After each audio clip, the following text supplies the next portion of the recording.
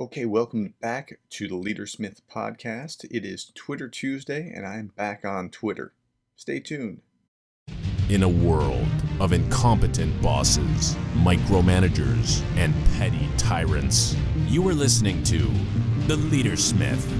Now, here is your host, Darren Gerdes. Okay, so I'm back on Twitter, and I'm looking through, and I found some really useful gems here. The first one I want to start with is from the Center for Creative Leadership. If you're not familiar with the Center for Creative Leadership, I use one of their textbooks in my class. They provide a lot of really good, thoughtful, academically sound leadership material. So this first one is the 4 keys to influence others, and those are listed with little icons. The first one is organizational intelligence. The second one is team promotion. The third one is trust building, and the fourth one is leveraging networks. Now, these are all critical keys to leadership. Let me go a little bit deeper into it. Under organizational intelligence, it says this: understand your organization's formal and informal structures. Okay, so that's good. Understand the policies, understand who really makes the decisions, put all that together, and you can understand how to navigate within the organization. The second one, team promotion, says promote your team and yourself to create more visibility for the work that you're doing. And yeah, you do need to promote your team, especially if you're the team leader. You need to be out there promoting your team. You need to be out there being the chief cheerleader. The third one is trust building. It says build and maintain trust to guide people through risk and change. Now, trust is critical because you're not going to take a risk if you don't trust. So you mitigate risk, you make change happen faster when you build a culture of trust. And then finally, leveraging networks. It says recognize and cultivate the power of your network to create change. And I used to be of a mind where this wouldn't have been of high value, and now I recognize just how important it is for a leader to be able to recognize and leverage networks, because you're going to amplify your success if you can do this. Okay, so those are the 4. Again, they are organizational intelligence, understand how the organization actually works, promote your team, build trust, and leverage networks. Okay, next one. This is just a meme of Stephen Covey. It's his 7 Habits of Highly Effective People, and this is from Action Complete. Action Complete posts a lot of really good things on Twitter at Action Complete, and it just lists 1 through 7. So if you have not read the 7 Habits of Highly Effective People, what are you waiting for? I mean, this is like a classic in the field that will help you just run the ball down the field and understand how to be productive at work. So here, Action Complete has posted this meme. It is 1 through 7 of the 7 habits. 1, be proactive. Don't wait for things to come to you. Don't blame the system as if the system's to blame for your problems. Go out and do something. Execute, take action. Number 2, begin with the end in mind. So, he has this example of you don't want to get to the end of your life and realize that your ladder, climb to the top of the corporate ladder and realize your ladder's against the wrong wall. Understand what it is that you want to do and start, reverse engineering how you're going to get there. Number 3, put first things first. Pretty simple. You got to have priorities and do the right thing in the right order in order to get where you're going. Number 4, think win-win. So the more that I read, the more that I'm astounded by how successful businessmen only think in terms of win-win. I mean, really, truly successful, the kind that you want to emulate. I don't mean people that have been able to rip somebody off. I mean, the truly sustainable, successful businessmen think win-win. Because if it's not a good deal for the other guy as well as me, then it's not going to have life of its own. It's not going to continue after the short deal. We're not going to be able to come back and do another deal. So think win-win. If we can create a system, and you can, because the world is abundant if you really think about it. There's a lot that can be done. There's deals that can be struck where you benefit and I benefit simultaneously, and we're both better off. Think win-win. Number 5, seek first to understand and then to be understood. That is a easy one to understand and very difficult one to put into practice. Because even when you're trying to do that, very often what you'll do is you'll say, "Oh no, I want to understand you first," and what you're doing is you're letting them talk in order to check off the box, but you're really formulating your own ideas of how you're going to answer or how you're going to improve this on the other side. No, seek legitimately to understand, to walk in their shoes, and when you do, something transformative takes place. You just become different in that process. Number six, synergize. Look for those, and this is kind of like win-win, but you're looking for those places of synergy where you can have a multiplicative effect by working together or working on a process. I'm seeing a little bit of this now where, I didn't originally. So I created this podcast. I started out in May. And I just thought, what's the worst that can happen? I'll do daily shows. It won't take very long. I already know the material, right? There's some synergy there. But when I started out, I'm just launching it out into the world, and okay, but I have to synergize. And so, how do you get synergy? Well, I have to, let people know. So I let some people know on Facebook. Okay, but that's different than when I synergize by eventually creating a Facebook group. I talked about this in the last episode because I just did it recently. And the Facebook group is if you just go to Facebook /groups/learn leadership. Okay, as one word, learn leadership. And so in that group, now there's a multiplicative effect of people that it's not, I don't have to just go market it. These people already want to know about leadership. So they hear about leadership and they're growing along with me. And so there's synergy between the podcast, between the group, between things that we're already interested in, to the degree that you can synergize, to the degree that you can, work things so that it's not 1+1 or 2+2 or 3+3, but 3 times 3. Then you're getting some synergy. You're going to have a much greater return. Okay, sharpen the saw, and this, there's cycles in life. You have to rest. You have to rest in order to be replenished, in order to be productive. You can't just be productive, productive, productive, productive. And a bad manager does not know that. A bad manager is just going to keep trying to grill you to be more and more productive. A bad manager is going to think in terms of, well, that day off that you have, that federal holiday, I wish we could take that federal holiday away so we could squeeze out another day's worth of productiveness. No, that's the wrong way. I mean, if you think in terms of sharpening the saw, that holiday is going to actually, yes, so you will lose some productivity that day, but if you come back fresher and more able to hit the work afterwards, that's sharpening the saw and coming back and being more productive. Listen, if you've not read Covey's The 7 Habits of Highly Effective People, you absolutely need to read The 7 Habits of Highly Effective People. Okay, so the next one, this is from Halo Psychology. This is Goleman's. It says Goleman's Golf Clubs. I don't know why it says golf clubs.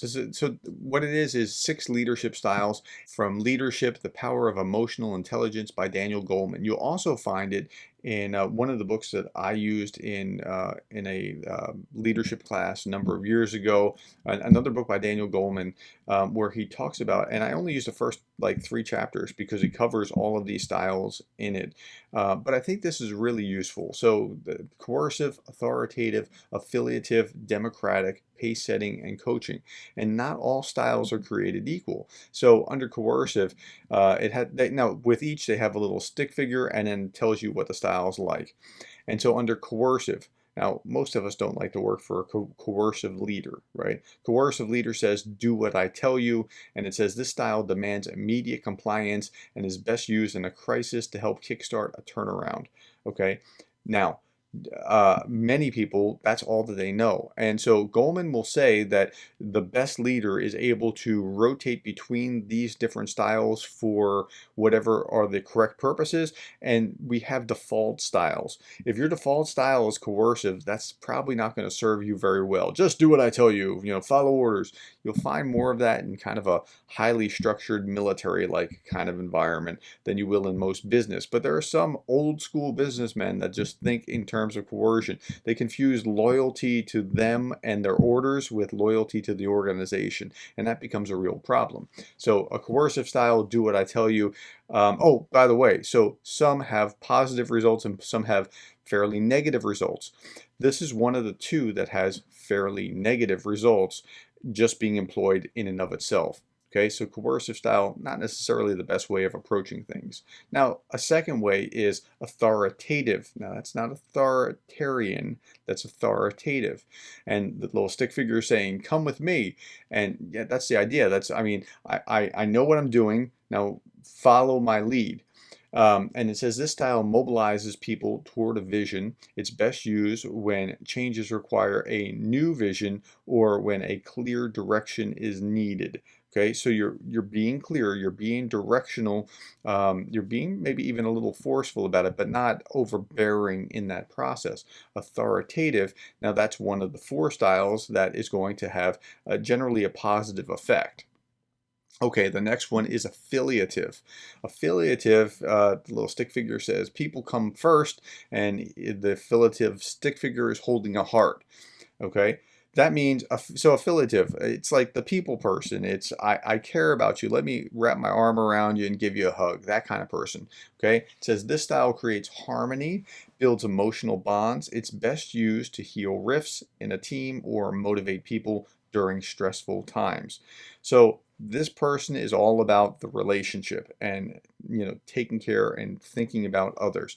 That's good. We want leaders to do that. It can't just be that, but that's a really good place to be. In fact, if I have to choose from all of these particular styles, I kind of want that person more than maybe some others. Okay, the next one is democratic. The democratic stick figure is here saying, well, what do you think? And that's good too. It's also going to solicit responses from us and cause us to take ownership over things. Okay, it says this style is all about forging consensus through participation, best used to get buy-in or consensus or to get input from employees. So a democratic style, like affiliative, like authoritative, is going to generally give positive results in leadership. Next one is pace setting. Pace setting has this little stick figure and he has a gold star. Now, my default leadership style is to be a pace setter, okay? And the little stick figure is saying, do as I do now.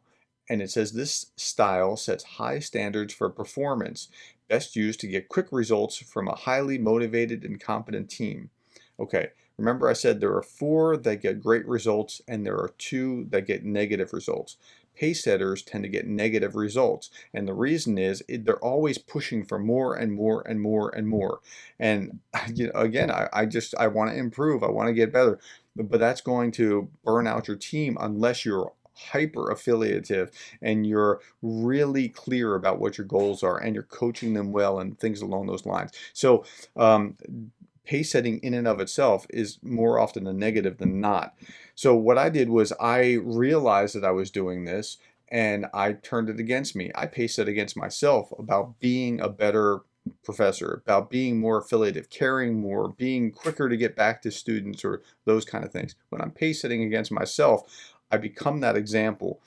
Rather than just prodding others on to do those things. And then the final one is coaching. Again, 4 are positive. Only one is, only 2 are negative and 4 are positive. So here's the 4th positive one. It's coaching. What could you do, says the little stick figure. So it's kind of trying to prod you on in a Socratic kind of way. What is it that you need to do? So that it says this style focuses on developing people for the future. It's best used to help people improve performance or develop long-term strengths. So again, the coach, and you know what a coach is like. Everybody's had a coach somewhere along the way. Even if you think about a teacher or a gym teacher or something, is still kind of coaching you along. But a coach is going to look for your strengths and then help you discover your strengths and kind of push you along. But it's different than pace setting. Pace setting is just kind of go, go, go. Coach is trying to more gradually help you and help you think through it rather than prod. Okay, so those are the 6 styles that Goldman identifies. Again, they are coercive, which is negative, authoritative, affiliative, democratic, pace setting, and coaching. And again, coercive and pace setting can go wrong. Coercive almost always goes wrong unless there's a crisis. In a life or death situation, coercive may very well be the right place to be. Pace setting goes wrong if it's a constant, which is how I was doing it. So you got to be careful with that. If you're a pace setter like I was, like I still am, but you have to have a hearty dose of affiliative and coaching along with it. Maybe some democratic and authoritative in the mix. Pace setting and authoritative, I mean, it kind of is authoritative in its process, so I'm not worried about that. And democratic, you want to get their involvement and their input, but you have to have a healthy dose of coaching. And affiliative, remember, affiliative is people come first, and then you have democratic, pace setting, coaching. Okay, so all that to say, there are these 6 different styles, and Goleman's conclusion is the best leaders rotate between these different styles in order to maximize effect, although you tend to park on one or another. Okay, now Goleman's no slouch. He's a Harvard professor who's written multiple books on emotional intelligence, so please take this to heart. Okay, so that's all that I have today, and I'm trying to keep this to about 15 minutes or so, not a whole lot longer than that. And I know I only got through 3, but they were 3 very powerful memes of what we're talking about. Again, the first one was from the Center for Creative Leadership, top-notch academic organization. The second one was one of the most popular business books of all time. And again, Covey taught it at Brigham Young. I mean, he's no slouch in his own right, Harvard educated. And then the third was by Daniel Goleman. So I didn't get through very many of these, but I got through some really thick academic concepts that will help you become the kind of leader that you would want to follow. Thanks for your time. Hey, and if you like this, please consider subscribing or telling others who would like this material also, because we want to help others become the kind of leaders that they would want to follow.